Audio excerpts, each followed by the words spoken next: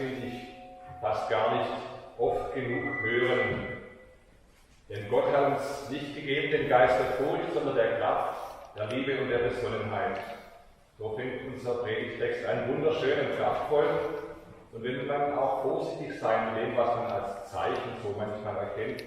Vor mehr als einem halben Jahr, oder ziemlich genau vor einem halben Jahr, am 29. März hätte hier in unserer Kirche die Taufe der kleinen Maja Bernhard stattfinden sollen, die wir dann nachher um 11:30 hier miteinander taufen.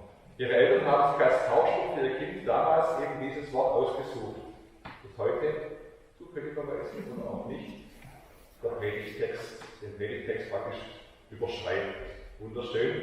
Ja, so etwas wie ein Zeichen für diesen Geist, den ja Gott nicht versprochen hat, wenn man nicht hört, sondern den er uns bereits geschenkt hat. Denn Gott hat uns nicht gegeben, er hat uns gegeben den Geist der Kraft, der Liebe und der Besonnenheit. Nicht den Geist der Furcht, liebe Gemeinde, aber manchmal und nicht nur in Corona-Zeit kann man wohl den anderen Eindruck gewinnen. In einer meiner früheren Schulen gab es einen Kollegen, der bei jedem Thema, über das man sprach, immer unglaublich destruktive Kommentare abgab. Über alles und jeden. Die Schüler, die heute noch kommen, können man alle vergessen. Keiner von denen wird es zu irgendwas bringen, kein Biss mehr, kein Durchhaltevermögen, alle faul. Die Politiker könnte man alle in der Pfeife rauchen, einer wie der andere sei korrupt. Wenn sich ein anderer über einen Skandal aufgeregt hat, dann lacht er nur zynisch, was hast du denn anderes erwartet? Und auch sonst war irgendwie alles immer schlimm und aussichtslos. Zum Spaß haben wir immer mal wieder in unserem gemeinsamen Lieblingsverein Wetten abgeschlossen. Er wettete immer darauf, dass der VfB sowieso verlieren würde. Ich schon aus Prinzip das Gegenteil. Er hat eigentlich immer verloren. Wenn der VfB wirklich mal wieder den Kürzeren zog, hat er zwar die Wette mit mir gewonnen, aber er ärgerte sich natürlich über seinen Verein. Wenn der Verein gewann, dann hat er die Wette mit mir verloren. Und so richtig freuen darüber habe ich ihn eigentlich auch nie erlebt. Liebe Gemeinde, nicht nur an diesem Beispiel habe ich gemerkt, was für eine traurige Grundstimmung bei diesem eigentlich sehr, sehr netten Kollegen da war. Er hat immer mit dem Schlechten gerechnet. Und ob es gut lief oder nicht, ich hatte den Eindruck, so richtig gut ging es ihm nie. Und ich treffe diese Haltung der Furcht und Verzagtheit immer wieder bei Menschen an. Diese Haltung, die irgendwie immer, sogar wenn die Sonne da ist, dunkle Wolken sieht. Von vornherein gar nicht damit rechnet, dass etwas gut oder positiv sich entwickelt. Manchmal kenne ich diese Haltung ja auch von mir selber. Und die gibt es ja nicht erst heute. Paulus schreibt seinem Freund Timotheus einen Brief oder vielleicht auch einer seiner Schüler. Ein Teil dieses Briefes ist unser Predigtext. Und wenn wir auf den Tod seiner Worte hören, dann merken wir, dass auch dieser Timotheus damals offenbar Aufmunterung gebraucht hat. Es scheint, dass er ähnlich wie vorhin beschrieben, niedergeschlagen ist, mutlos, dass es ihm reicht, sich weiter für etwas einzusetzen, was ihm immer nur Rückschläge einbringt. Eine Haltung übrigens, auf die man, wie gesagt, gar nicht mit dem Finger zeigen muss, weil sie ja eigentlich auch manchmal eine ganz normale Reaktion darauf ist, wenn man immer wieder Rückschläge einsteckt. Irgendwann beginnt man sich einzuegeln, lieber gar nichts mehr zu probieren, wenn man doch wieder nur eine Enttäuschung erlebt. Und vielleicht war es bei Timotheus dasselbe. Lange genug hat er sich abgemüht, hat es ständig versucht, neue Anhänger für das Evangelium zu gewinnen, weil er doch davon überzeugt war, welche Kraft in diesem Geist der Liebe Jesu wohnt. Aber immer wenn etwas gewachsen war, wenn eine kleine Gemeinde etwas stärker geworden war, Leute dazu kamen wieder andere, die etwas zum Herummäkeln hatten, was Timotheus oder Paulus zuvor aufgebaut hat. Und immer wieder gab es dann Ärger. Und irgendwann hat er eben dann die Nase voll gehabt. Und manchmal ist es auch so bei uns. Man hat irgendwann nicht mehr die Kraft, nochmal neu anzufangen, fängt an, sich einzuigeln. Und damals war das wohl auch so. Paulus, der Briefschreiber jedenfalls, antwortet seinem Freund, er erinnert ihn an gemeinsam Erlebtes, erinnert ihn an seine Vorfahren, Großmutter, Mutter, deren Glauben und Vertrauen offenbar doch für Timotheus eine große Bedeutung gehabt haben. Und er macht ihm mitfühlend deutlich, wie nahe es ihm geht, dass Timotheus sich so am Ende fühlt. Und dann sagt er seinem Freund, Gott hat uns nicht gegeben den Geist der Furcht, sondern der Kraft und der Liebe und der Besonnenheit. Er erinnert ihn in einem Satz an etwas, was ihn doch hält, was ihn selber hält, was auch Timotheus wieder Kraft geben soll. Und ich glaube, es steckt mehr in seinen Worten als eine fromme Mahnung. Paulus fordert nicht und hebt keinen Zeigefinger in die Luft, wie gesagt. Er erinnert an etwas, was Gott schon getan hat. Denn Gott hat uns nicht gegeben den Geist der Furcht, er hat uns gegeben diesen anderen Geist. Er hat ihn geschenkt. Furcht, Zaghaftigkeit, Niedergeschlagenheit, Angst, Resignation sollen keine Kraft mehr haben. Das wird aus diesem Geist, diesen anderen Geist, den uns Gott geschenkt hat, ein Geist der Kraft, der Situationen rettet kann, ein Geist der Liebe öffnet und damit dem Leben einen neuen Sinn gibt, Besonnenheit. Eine Seite, die es Timotheus und jedem, der in seinem Loch gefangen ist, vielleicht neu ermöglicht, herauszufinden, wieder neu hinzuschauen und dabei Neues wahrzunehmen.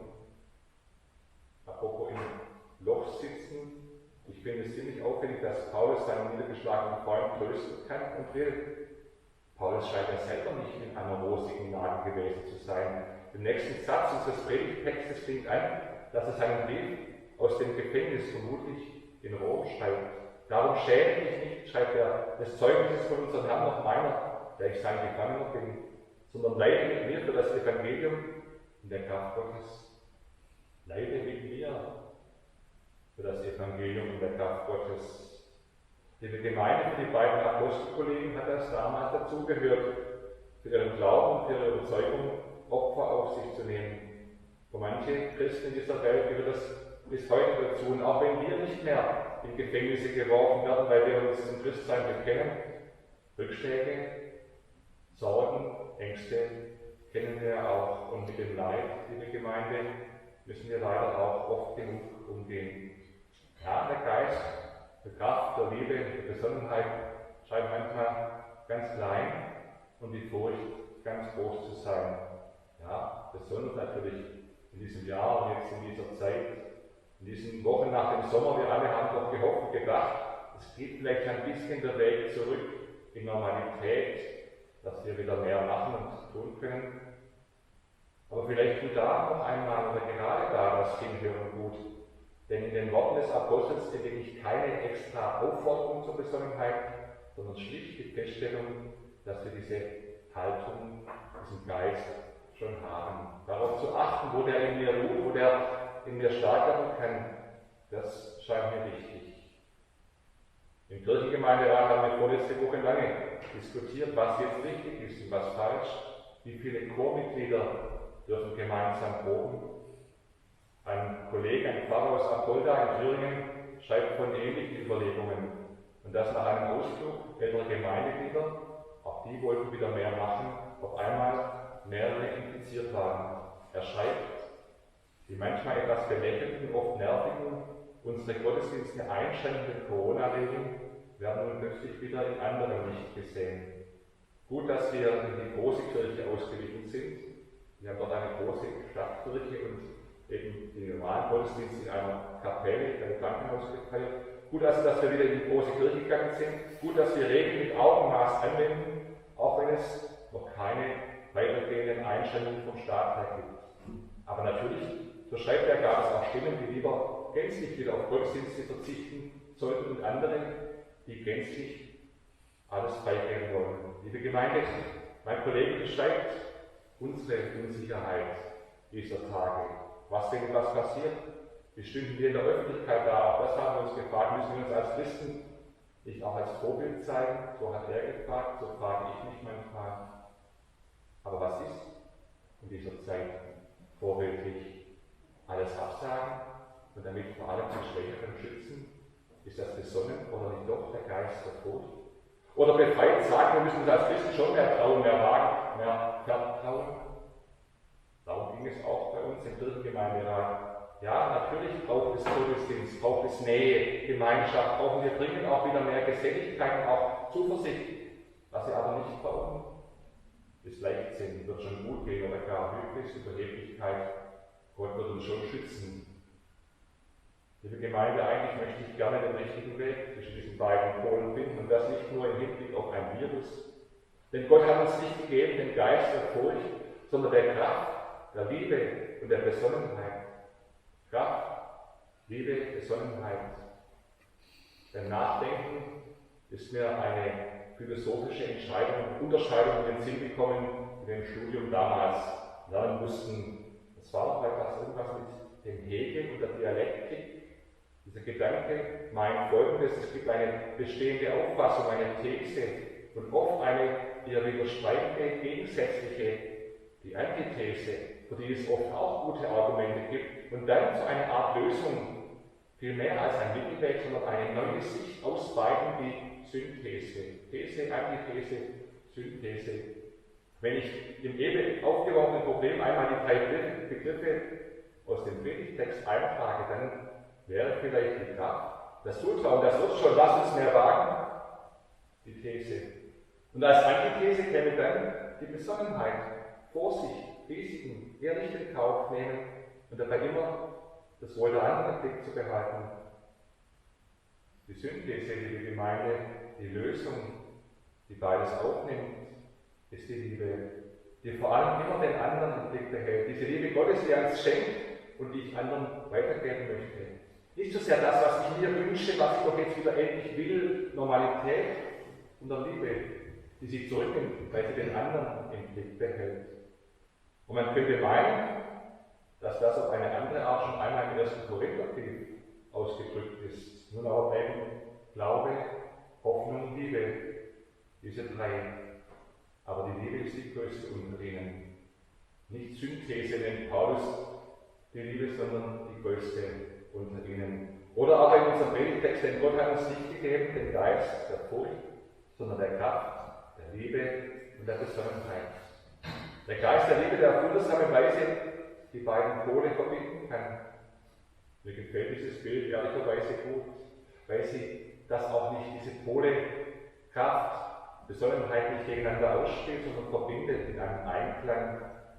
Und in meinem Handeln können beide Seiten diesen Einklang sich wiederfinden, sich widerspiegeln, in Einklang bringen, das dann die Furcht überwindet. Und wenn ich diese 3 wunderbaren Eigenschaften dieses Geistes, den uns Gott geschenkt hat, in konkretes Leben und auch in Entscheidungen zu übersetzen versuche, dann fühlt sich das nicht mehr an wie die berühmte Gratwanderung, bei der man jederzeit auf die eine oder die andere Seite herabstürzen kann, sondern viel stärker als ein Weg, der mal vielleicht kurvig, mal stärker hier verläuft, aber auf dem man sicher gehen kann. Liebe Gemeinde, das wünsche ich uns und mir. Denkst nicht nur im Hinblick auf Corona, dadurch den Geist der Furcht zu überwinden oder wenigstens immer wieder einmal hinter mir zu erlassen, dass ich anders als mein früherer Kollege öfters mit dem Besten rechne, mit Gott und seiner Liebe rechne, mit diesem Geist, den er mir geschenkt hat, uns allen. Und das heißt nicht, Gott und seine Liebe daran zu messen, ob immer alles gut geht in meinem Leben, sondern in allem, ihn an meiner Seite zu wissen, ihn, der mir, der uns den Geist, der Kraft, der Liebe und der Besonnenheit geschenkt hat und der Jesus Christus mit mir geht aus lauter Liebe und der für jeden Abend einen Morgen kennt. Amen.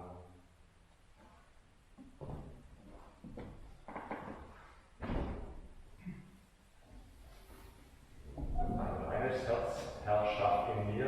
Wir singen miteinander dieses Lied 389, 1 bis 5.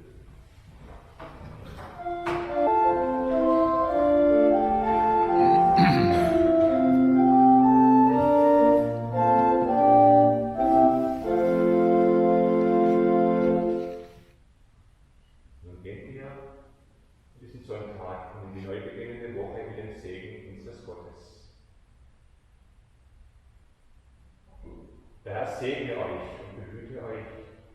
Der Herr lasse sein Angesicht leuchten über euch und sei euch gnädig. Der Herr erhebe sein Angesicht auf euch und schenke euch Frieden. Amen.